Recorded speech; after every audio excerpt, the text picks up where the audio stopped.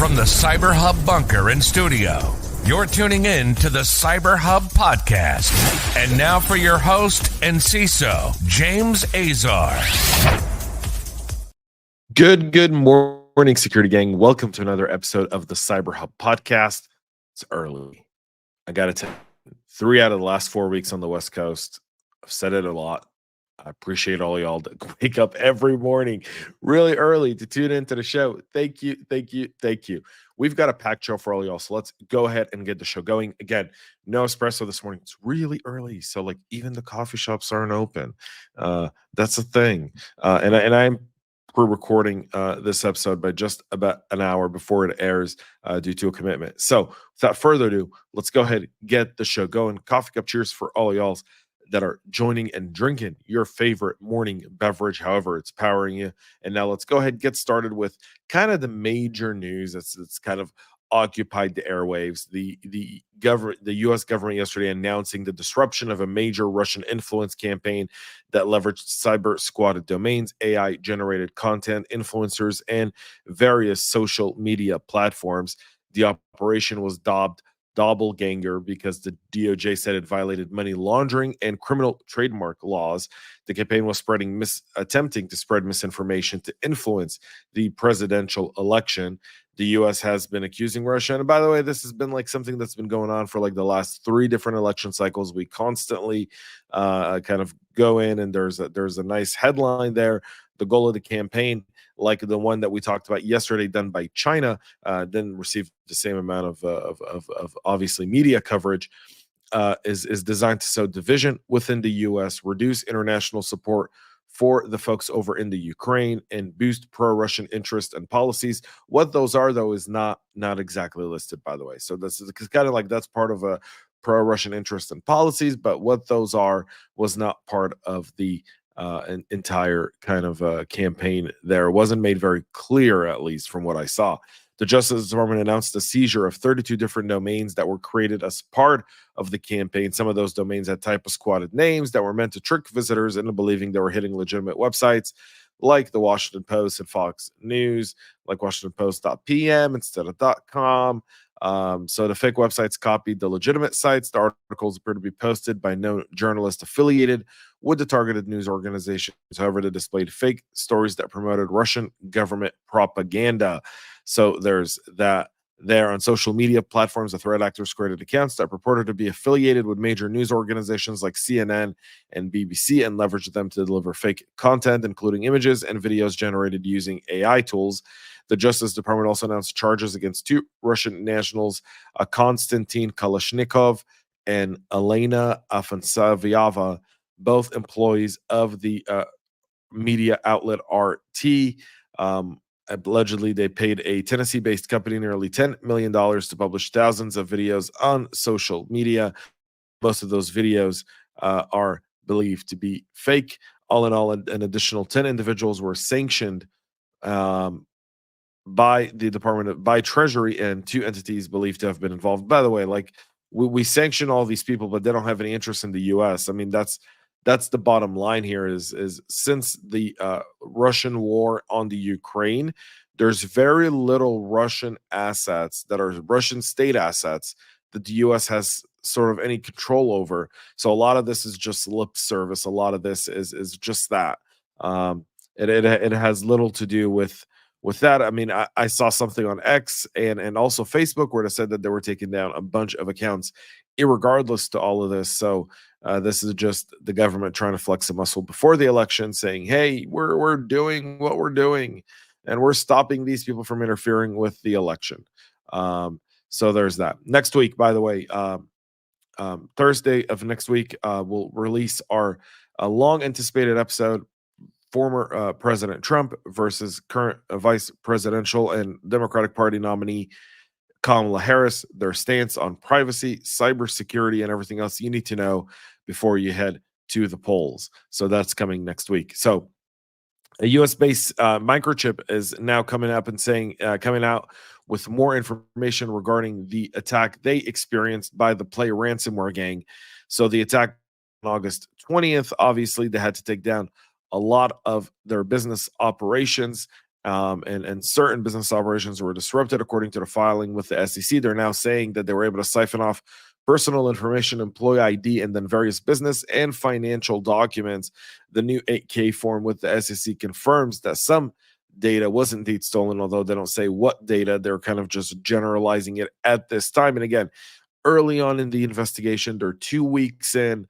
As items become as specific information becomes available to them, knowing we have data, we know they exfiltrated the ransomware gang. Through our discussions with them, have proven to us they've sent a sample of data files, and in those data files we know that this data has been compromised.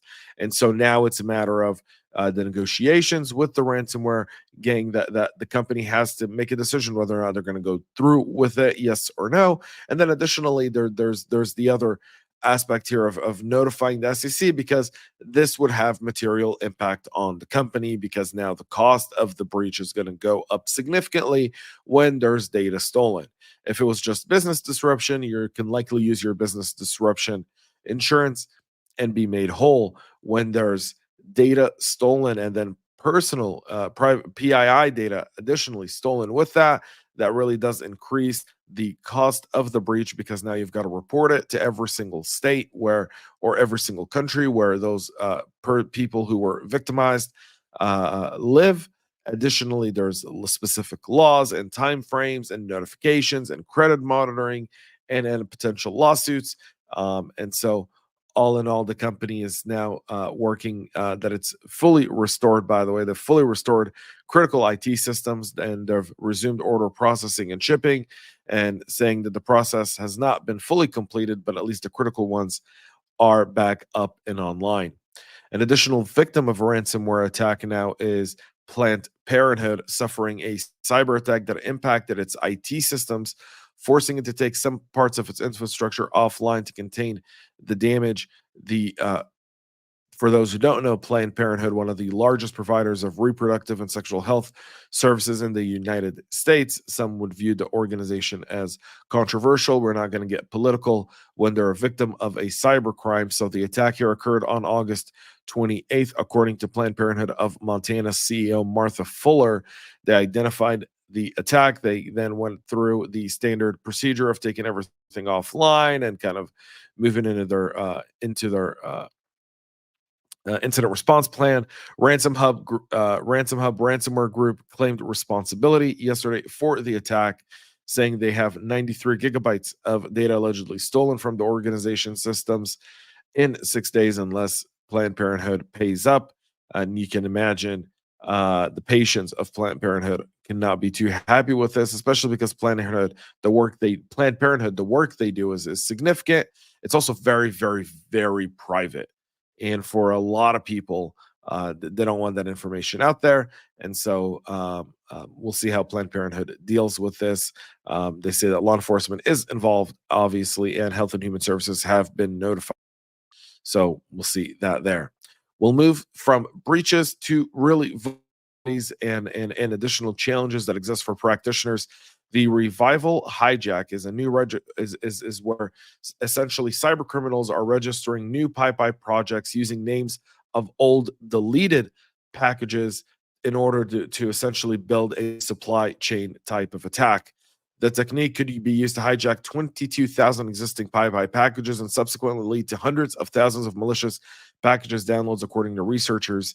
Revival Hijack is a vector that involves registering the new project under a project of a name that's been removed by the platform, and then pushing code to developers, pulling up as possible, because Pypi makes immediately available for registrations the names of deleted platforms. So all it takes on Pypi's end is just not allow that, and kind of the problem goes away. The researchers found that on average, 309 packages are deleted every single month.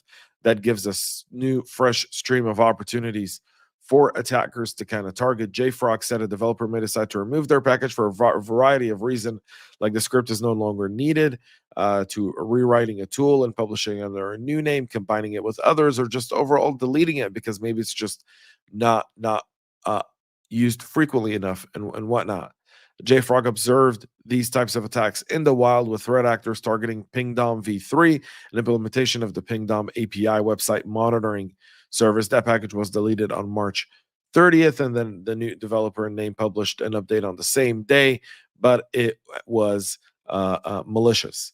JFrog took action to mitigate the risk of these attacks by creating a new Python program in the most popular already deleted packages.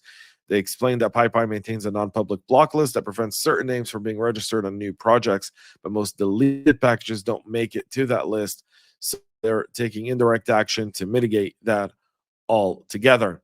If you're concerned about deepfakes, you should be, and you're joining a list of about 85 professionals who see that 85% of 1,533 US and UK professionals that were pulled that view that as an existential threat to their organization's financial security. 43% of those have already claimed to be victims to deep fake attacks, according to a survey done by finance software provider Medius. More and more criminals are using deepfakes here, so generative AI is a big market. Deepfakes especially is one, and so they're obviously kind of going through. And by the way, any sort of the idea that they can mimic a voice, they can pretend to be someone they're not, is very real. And you've got to be able to kind of look at, it's not going to be organization wide. It's likely going to target specific people who they can take immediate action, because the idea of doing a deepfake type of attack is it's got to be instant. If it's not instant, it does not work, and that all fails. All right. Go check out our Substack, jamesazar.substack.com, for all the latest there. Exclusive content available there as well. Cisco releasing security updates for 2 critical security flaws impacting its smart licensing utility. Those are CVEs 2024 20439 and 20440. Both have a CVSS score of 9 or 0.8.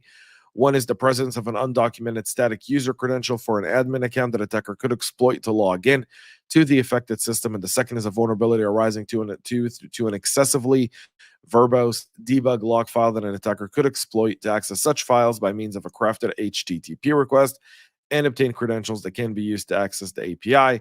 Cisco has updated those versions. You can there. CISA has added a 2021 essentially flaw to its known exploited catalogs. That's the Tech Vigor Connect management software for the DryTech network equipment. CVEs 2021 20123 and 20124 are path traversal issues that could allow an unauthenticated attacker to download arbitrary files from an underlying OS with root privileges. These were patched back in October of 2021. However, 600,000 of these still remain unpatched and available, and that's why CISA is adding it there in order to increase awareness to the fact that you should do that, because it is being exploited in the wild. And then one criminal is attacking another criminal using fake OnlyFans tools to essentially steal accounts using information stealer Luma infection. So they're essentially using OnlyFans as kind of bait, and they're not giving them the bait is that here you go, here's an OnlyFans account. The other criminal will say, great, thank you, give it to me. Then that get an information stealer. There's that. That's all it is in a nutshell. A YubiKey security key can be cloned using a side channel attack that leverages a vulnerability in a third-party cryptographic library, according to Ninja Labs, who demonstrated the security vulnerability, and then YubiKey issued kind of a security advisor in response to the finding. Now, how likely is this to happen? One, they've got to have physical access to the key, and they've got to have about an hour in order to be able to do it. So think how likely that is for you, your organization, your employees, your staff, your et cetera. To do that, it's essentially a side channel attack. It can work, but again, they got to have the YubiKey key, and they've got to be able, and it takes about an hour to do the type of attack. So how likely is it for you? But it's fun. I like these stories because when researchers show you anything, is hackable, and they say anything is hackable, and we go, are you sure? YubiKey, really cool, hackable, everything, anything and everything can be attacked, can be used as part of an attack. The question is, what level of complexity and what does it require an attacker to do? This would require James Bond to not be a cyber guy and go back to being a spy. There's that. And finally, the NSA giving out developing partnerships with over 1,000 public and private organizations to combat emerging cybersecurity threats, and particularly those from China. At the Billington Cybersecurity Conference in DC, the NSA said that they've established a cybersecurity collaborative center in 2020 to build on the private-public relationship, especially countering threats coming from China that they see as being really critical, including those targeting ICS vendor systems and critical infrastructures where Chinese-based actors are now spending a lot of their time. The NSA has been working with their international counterparts in order to disrupt some of China's work. They've teamed up with Australians and other countries in the Southeast who look at Kryptonite Panda APT-40 as a significant threat, as well as Volt Typhoon and so many others. So the NSA kind of saying, we're really, really worried about China. And as well, you should be. You should be worried about China. China is a threat. So there's that. That's it for our show this morning. We'll be back on Monday, 9 a.m. East. I'll still be on the West Coast, by the way. So there's that. We'll be back then. Until then, have a great weekend. Have a great rest of your day. And most importantly, y'all, stay cyber safe. We love feedback, so make sure to connect with us on social media and subscribe to our podcast on your favorite podcast listening platform.